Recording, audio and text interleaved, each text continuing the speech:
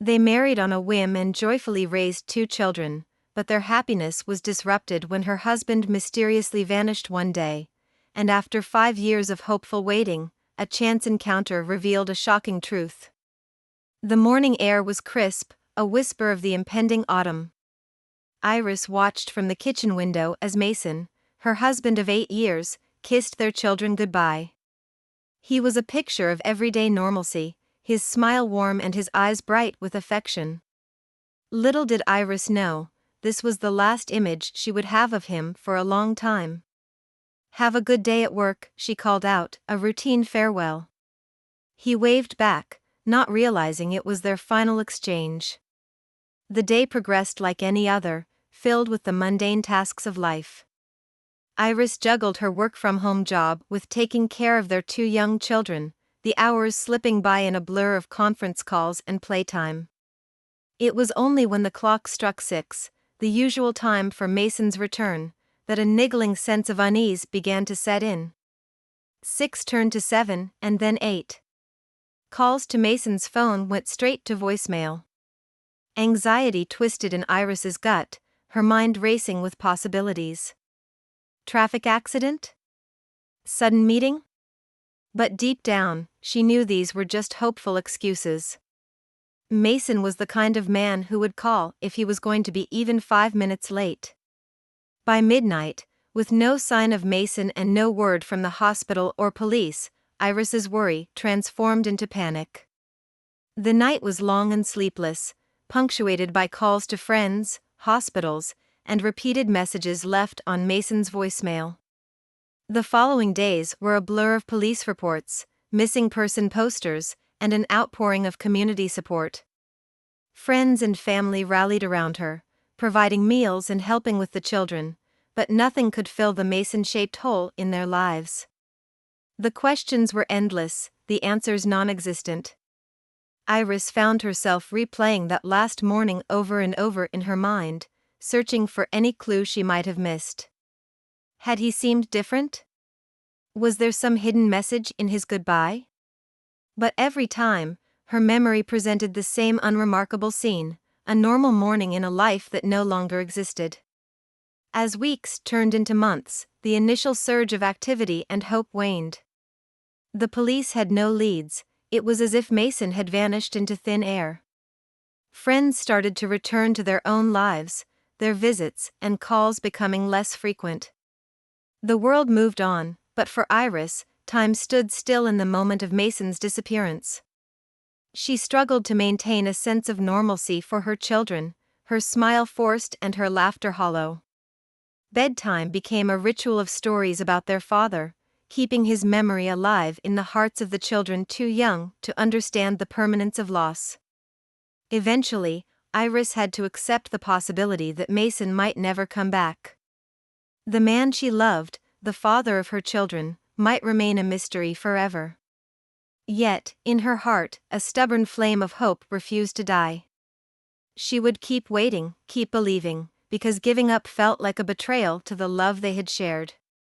As the chapter closes, Iris stands at the same kitchen window, staring out into a world that looks the same yet feels entirely different. The weight of the unknown presses heavily on her, but she holds on to the hope that one day, the truth will come to light. The seasons changed, leaves turned golden and fell, only to be reborn again, but Mason's absence remained a constant in Iris's life. The first year was the hardest.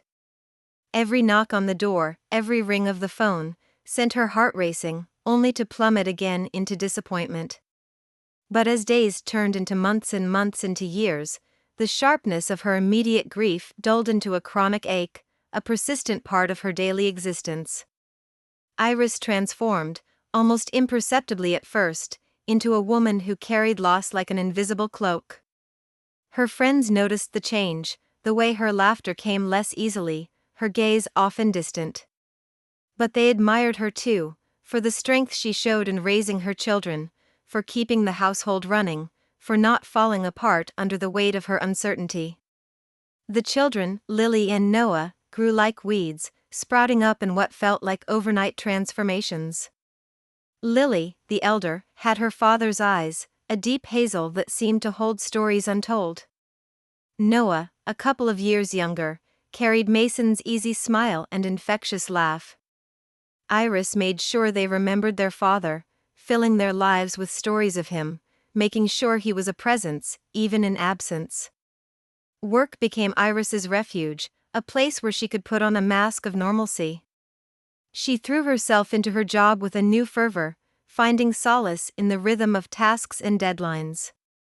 It was easier to focus on the needs of her clients than the gaping hole in her own life. But the nights were hers alone, a time when the mask could slip, and she could allow herself to feel the full extent of her loss. She often found herself in the garden, under the blanket of stars, talking to Mason as if he could hear her. She updated him about the kids, about her work, about the small and big changes in their lives. On the 5th anniversary of Mason's disappearance, Iris organized a small remembrance in their backyard. Close friends and family gathered, sharing stories about Mason, their voices a balm to her wounded heart. Yet, amidst the shared laughter and tears, Iris couldn't shake the feeling of a chapter closing, a silent admission that hope was dwindling, that it might be time to move on. Yet, moving on wasn't as simple as it sounded. How could she let go of the man who had been her partner, her confidant, the love of her life? How could she betray the promise of "till death do us part" when there was no proof of death, no closure to cling to? In the quiet moments, Iris sometimes allowed herself to entertain the notion of starting anew, perhaps finding someone else to share her life with. But these thoughts were fleeting, chased away by guilt and a loyalty to a man who might never return. Life settled into a new rhythm, a new kind of normal where Mason's absence was a constant undercurrent, a missing piece that they had all learned to live around. Iris became known for her resilience, her ability to face life head-on, but only she knew the true cost of her strength. As the chapter closes, we see Iris tucking her children into bed, their faces a mix of Mason and herself, a living testament to the love that once filled their home. She kisses them goodnight, a silent promise to keep going, to keep living, not just for her sake, but for theirs. 5 years after Mason's disappearance, life had settled into a predictable pattern for Iris and her children. The sharp edges of their loss had worn down to a dull ache, a constant but manageable part of their daily lives. Iris had become adept at balancing her career with motherhood, and though the void left by Mason was irreplaceable, they had found a way to move forward. It was on a seemingly ordinary Saturday that fate took an unexpected turn. Iris had taken Lily and Noah to a science museum in a neighboring city, a special treat to celebrate Noah's 8th birthday. As they wandered through the exhibits, Iris's attention was caught by a familiar figure across the room. Her heart skipped a beat. It couldn't be, she thought, it simply couldn't. But as she moved closer, the reality of the situation became undeniable. There, explaining a physics exhibit to a group of intrigued listeners, was Mason. He looked the same, yet different, his hair was longer, and there was a weariness to his eyes that hadn't been there before. Iris felt rooted to the spot, her mind a whirlwind of emotions. Joy, anger, confusion, relief, all collided within her, leaving her momentarily breathless. Lily tugged at her hand, asking what was wrong, but Iris could barely hear her over the pounding of her heart. She approached him, her steps hesitant. Mason turned, and their eyes met. There was no flicker of recognition in his, only the polite curiosity of a stranger. It was then that Iris realized the unthinkable: Mason had no idea who she was. "Mason," she whispered, her voice trembling. He looked at her, a frown creasing his brow. "I'm sorry, do I know you?" His voice was the same, but the way he looked at her was alien, distant. The realization hit Iris like a physical blow. Amnesia. The word echoed in her mind, a cruel answer to the mystery of his disappearance. She quickly ushered the kids away, promising to explain everything later, and returned to confront Mason. The conversation that followed was surreal. Mason, who introduced himself as Max, shared that he had no memories from before 5 years ago. He had woken up in a hospital with no identification, no memories, just a vague sense of who he was. The doctors had called it dissociative amnesia, likely triggered by some traumatic event. He had built a new life, unaware of the family he had left behind. Iris listened, her heart breaking all over again. The husband she had mourned, waited for, and hoped to return, had been living a life oblivious to their existence. The pain was overwhelming, yet, amidst it all, there was a glimmer of hope.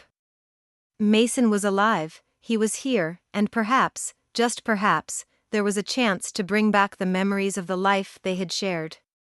As they parted, Iris felt a tumult of emotions. She was torn between the joy of finding him and the sorrow of his lost memories. She knew the road ahead would be challenging, but for the first time in years, there was a sense of purpose, a direction to the journey she had been on. The chapter closes with Iris watching Mason, or Max, as he walks away, a stranger yet not a stranger. Her heart is heavy, yet there's a newfound determination in her eyes. She had found Mason, now she needed to help him find himself. In the weeks following their unexpected encounter, Iris grappled with a myriad of emotions. There was relief in knowing Mason was alive, but grief for the years lost and the memories he couldn't recall. She explained everything to Lily and Noah, who were equally confused and curious about their father's sudden reappearance. Iris and Mason, now known as Max, began to meet regularly. These meetings were often in public spaces, parks, or cafes, places neutral and unburdened by their shared past. Iris brought along photos, old letters, and trinkets from their life together, hopeful they might trigger something in Mason's memory. Mason was cooperative, if somewhat detached. He examined each item Iris brought, listening to her stories with a polite interest, but the spark of recognition she desperately hoped for never came. It was like narrating a story to a stranger, one who was interested in the tale but had no emotional connection to it. As frustrating as these meetings were, Iris persisted. She shared stories of their wedding, the birth of their children, their vacations, and mundane everyday life. Mason listened, asked questions, and tried to piece together the life he had forgotten. But as days turned into weeks, the breakthrough they both hoped for remained elusive. In a particularly poignant meeting, Iris brought Mason to their old favorite spot, a secluded bench in a nearby park where they had spent countless hours dreaming of their future. She recounted the day he proposed to her there, under the twinkling stars, but the story was met with the same polite yet distant gaze. Despite the lack of progress, there were moments, fleeting and rare, where Iris thought she saw a glimmer of the old Mason. A certain look, a familiar gesture, a half-smile that seemed to reach the depths of his eyes. These moments were what kept her hope alive. Meanwhile, the children slowly began to build a relationship with Mason.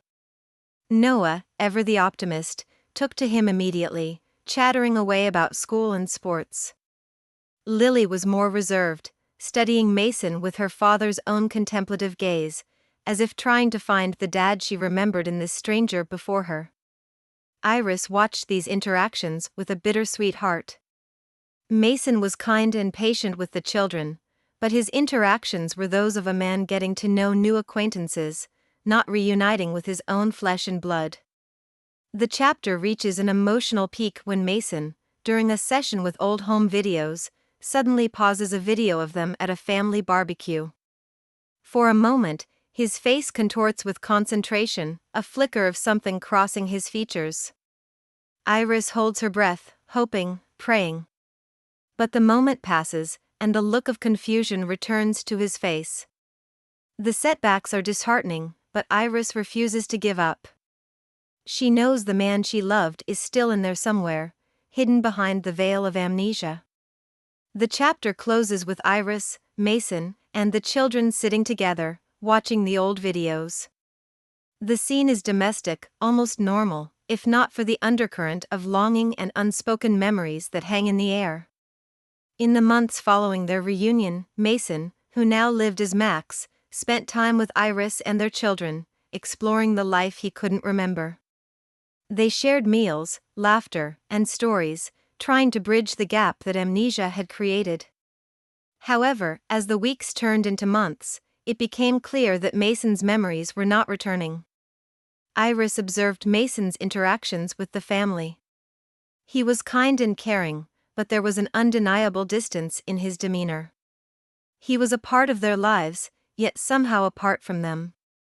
The children, Lily and Noah, enjoyed his company, but they too seemed to sense the invisible barrier that his amnesia had erected. One evening, as they all sat in the living room, Mason made a difficult announcement. He had decided to continue living his life as Max, the identity he had known for the past 5 years. He expressed his deep gratitude and affection for Iris and the children, but felt it was unfair to them to pretend to be someone he no longer was. The room fell silent. Iris felt a complex mixture of emotions wash over her. There was sadness, certainly, but also an understanding. She had come to realize, over these months, that the Mason she had loved might never return. His decision, though painful, was a step towards accepting the reality of their situation. Mason explained that he felt a strong connection to them, but without his memories, it felt like living a life that wasn't his. He wanted to give Iris and the children the chance to move on, to find happiness without being tethered to the ghost of his former self. Lily and Noah listened quietly, their young faces a mix of confusion and sadness. Iris assured them that they would always have a special place in Mason's heart, and that some relationships, even if they change, never truly end. The chapter explores the emotional aftermath of Mason's decision. Iris supports Mason's choice, understanding that his journey to rediscover himself is just as important as their need to rebuild their lives. She focuses on helping her children adjust to this new reality, answering their questions with patience and love. The final scene is a heartfelt goodbye between Mason and the family. They meet at the same park where they had spent many happy days in the past. There are tears, hugs, and words of affection, but also a sense of closure. Mason promises to stay in touch, to be a part of their lives in whatever capacity he can. As Mason walks away, Iris watches him go with a sense of peace. She realizes that this is not an end, but a new beginning for both of them. The chapter closes with Iris holding her children close, ready to face the future with resilience and hope, cherishing the memories of Mason, but also looking forward to the possibilities that lie ahead.